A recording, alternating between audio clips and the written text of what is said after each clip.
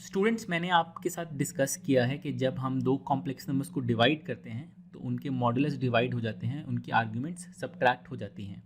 अब मैं इस वीडियो में कुछ स्पेशल केसेस डिस्कस करूंगा कॉम्प्लेक्स डिवीजन के ऊपर। We will make some observations about special cases of complex division. तो स्टूडेंट्स, इस सिमुलेशन को ध्यान से देखिए। ये वही सिमुलेशन है जो मैंने पिछली वीडियो में भी यूज़ किया था कॉम्प्लेक्स डिवीजन को डिस्कस करने के लिए। अब इस वीडियो में भी मैं यही सिमुलेशन यूज़ करूँगा कुछ special cases of complex division discuss करने के लिए। तो अगर आपको इस सिमुलेशन को एक और बेसिक लेवल पे समझना है तो आप वापस जाके वो वीडियो एक बार देख सकते हैं। मैं यहाँ पे डायरेक्टली स्टार्ट करूँगा हमारे स्पेशल केसेस के साथ। तो हमारा पहला स्पेशल केस है जब आप किसी कॉम्प्लेक्स नंबर को 1 से डिवाइड करें। तो वो केस स्टडी करने के लिए हम क्या करेंगे, हम Z1 को यहीं छोड़ देंगे जहाँ पे वो है, हम Z2 को 1 की वैल्यू दे देंगे। तो Z2 को 1 करने के लिए हमें उसका मॉडुलस 1 करना पड़ेगा। तो वो ऑलरेडी 1 है, आप देख सकते हैं R2 इज इक्वल टू 1। और हम Z2 के आर्ग्यूमेंट को 0 कर देंगे। तो मैं Z2 को क्लॉकवाइज रोटेट करता हूँ। जैसा मैं ये कर रहा हूँ आप देखिए Z1 बाई Z2 जो है वो एंटी क्लॉकवाइज रोटेट हो रहा है।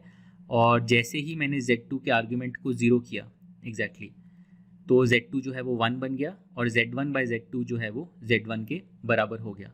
तो ये ऑब्वियस है, अगर Z2 1 होगा तो Z1 बाई Z2 जो है वो Z1 के ही बराबर होगा। लेकिन इस चीज़ को मैं चाहता हूँ आप इस तरह से सोचें कि ऐसा इसीलिए हो रहा है क्योंकि अगर आप 1 से डिवाइड कर रहे हैं तो 1 की जो मॉडुलस है वो 1 है और 1 का आर्ग्यूमेंट जो है वो 0 है। इसीलिए हमें ओरिजिनल जो नंबर है वही मिल जाता है। तो ये हमारा पहला स्पेशल केस हो गया।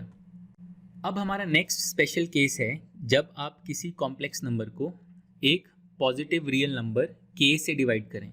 तो पहले आपने 1 से डिवाइड किया, अब हम k से डिवाइड करते हैं जहाँ पे k कोई भी पॉजिटिव रियल नंबर हो सकता है। तो उसके लिए उस केस को स्टडी करने के लिए हम क्या करेंगे, हम Z1 को वहीं छोड़ देंगे जहाँ पे वो है अभी। हम Z2 को एक पॉजिटिव रियल नंबर बनाते हैं जिसका कुछ भी मैग्नीट्यूड हो सकता है, ठीक है। तो Z2 को पहले मैंने Z2 का आर्ग्यूमेंट वापस 0 कर दिया और अब Z2 के मॉडुलस को मैं चेंज करता हूँ। तो अगर मैं Z2 के मॉडुलस को बढ़ाऊँगा तो क्या होगा, तो Z1 बाई Z2 का मॉडुलस जो है वो Z1 के मॉडुलस से कम होना चाहिए। तो चलिए देखते हैं, मैं R2 को बढ़ाता हूँ तो आप ये देखिए जो Z1 बाई Z2 वेक्टर है वो छोटा हो रहा है कंपेयर टू Z1। और अगर मैं R2 को कम करूँ तो Z1 बाई Z2 जो वेक्टर है वो लंबा हो रहा है कंपेयर टू Z1। तो ये बिहेवियर भी ऑब्वियस है।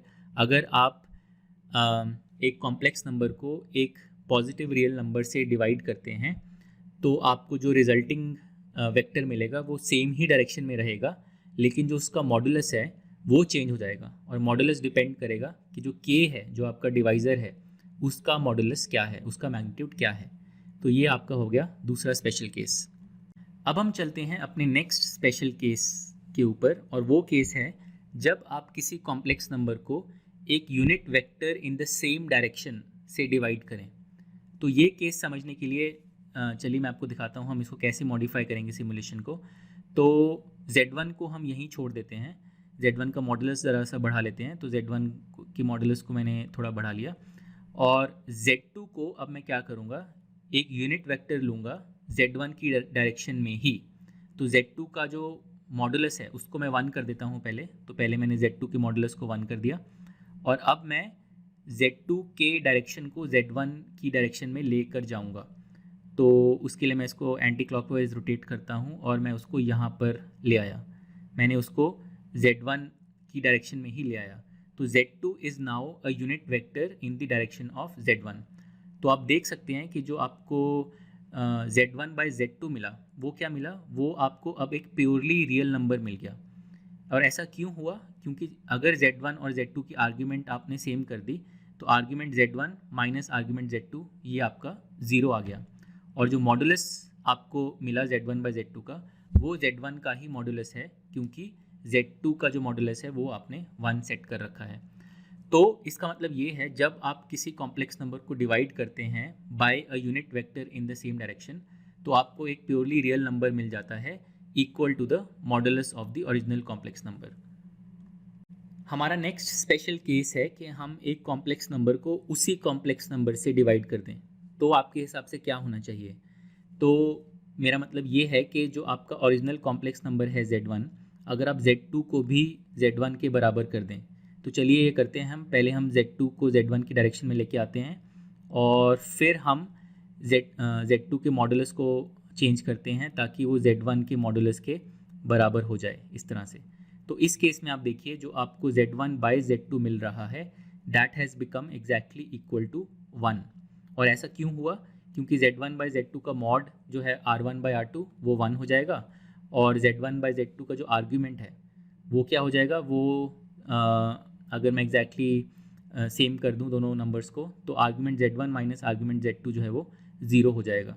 तो इसीलिए जो आपको रिजल्टिंग Z1 बाय Z2 मिल रहा है वो आपको 1 मिल रहा है। और ये ऑब्वियस है, अगर Z2 is equal to Z1 तो Z1 बाय Z2 तो 1 ही होगा। लेकिन मैं चाहता हूँ कि आप उसको इस तरह से इंटरप्रेट करिए, 1 आपको इसीलिए मिल रहा है क्योंकि आर्ग्यूमेंट्स माइनस होकर 0 दे रही हैं और मॉडुलस डिवाइड होकर आपको 1 दे रहे हैं। अब हम अपना नेक्स्ट स्पेशल केस डिस्कस करते हैं और वो है कि अगर मैं किसी भी कॉम्प्लेक्स नंबर को आयोटा से डिवाइड करूं, तो वो केस स्टडी करने के लिए मैं Z1 को यहीं छोड़ देता हूं और मैं Z2 को आयोटा के बराबर कर देता हूं। तो आयोटा का मॉडुलस 1 होता है, तो पहले मैं R2 को 1 करता हूं, ठीक है। तो पहले मैंने R2 को 1 कर दिया और अब मैं जो Z2 का आर्ग्यूमेंट है उसको मैं 90 डिग्रीज़ कर दूंगा। तो 90 डिग्रीज़ करने के लिए मैं उसको ऐसे घुमाता हूँ एंटी क्लॉकवाइज, तो मैं उसको यहाँ पर ले आया जब इमेजिनरी एक्सिस पे, तो एग्जैक्टली आयोटा बन गया Z2। तो अब आप देखिए जो Z1 बाय Z2 है वो क्या है। तो Z1 बाय Z2 का जो मॉडुलस है it is the same as Z1 का मॉडुलस, और ऐसा इसीलिए क्योंकि R2 की वैल्यू 1 है। और जो Z1 बाय Z2 का आर्ग्यूमेंट है वो क्या है, वो है 90 डिग्रीज यानी कि pi by 2 radians less than the argument of Z1। इसका मतलब ये है कि जब आप आयोटा से डिवाइड कर रहे हैं तो जो ओरिजिनल वेक्टर Z1 है वो 90 डिग्रीज क्लॉकवाइज घूम रहा है और आपको Z1 बाय Z2 दे रहा है। तो इसको मैं आपको एक बार और दिखा देता हूँ, अच्छे से आपको समझ आ जाएगा। मैं Z2 को एक बार 1 कर देता हूँ, तो Z2 को मैंने 1 कर दिया, तो Z1 by Z2 is equal to Z1, ठीक है। अब मैं Z2 के आर्ग्यूमेंट को बढ़ाता हूँ इस तरह से, तो Z1 बाय Z2 का आर्ग्यूमेंट कम हो रहा है और जब मैंने Z2 के आर्ग्यूमेंट को एग्जैक्टली 90 डिग्रीज कर दिया तो Z1 by Z2 exactly 90 degrees clockwise घूम गया कंपेयर टू Z1। तो ये है आपका Z1 by Z2 for the case जब आप आयोटा से डिवाइड कर रहे हैं।